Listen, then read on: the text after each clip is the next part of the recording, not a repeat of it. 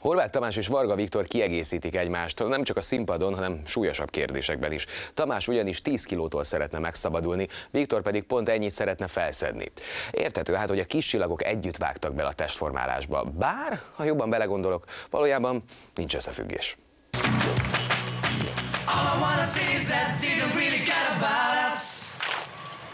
Varga Viktor és Horváth Tamás összefogott. A Csillag születik két énekese a színpadon jól működő párost alkot, és valamiért azt gondolták, hogy ez az edzőteremben sem lesz másképp.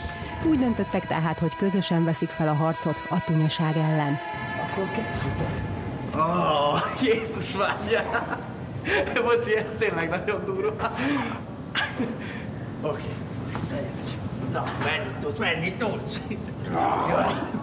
Én most még egy 10 kg izmot szeretnék magamra felhúzni, ezért most elkezdtem intenzíven járni én is.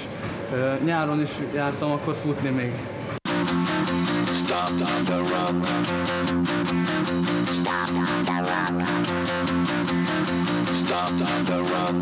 Na mi van, te csak sétálsz? De hegyd meg! Fedbajszasz meg még mindig, úgyhogy adjad neki a távot. Jó van.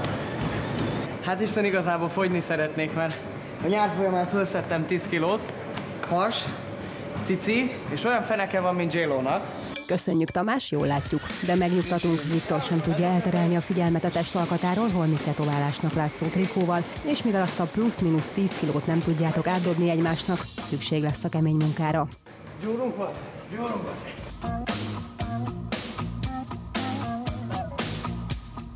Ketten sokkal jobb érzés edzeni, hogy egymást is inspiráljuk a gyúrásra, verseny van. Igen, most lehet nem, hát bad boysok szeretnék lenni, úgyhogy csak az a baj, hogy én még, igen, bad boy. Tominak és Viktornak nem lehet ok a panaszra, a lányok ezzel a testalkattal is imádják őket, még akkor is, ha a fiúk a konditeremben is inkább hangszalagra edzenek, mint bicepsre. The way you make me feel, yeah, you really turn me on. Már nem sok kell, és olyan izmosok lesz. De egyelőre még maradunk hobbitok. Nem mi mondtuk. Néhány hónap múlva azért talán már érdemes lesz figyelni, van-e változás. Persze csak akkor, ha a fiúk ezentúl külön járnak edzeni.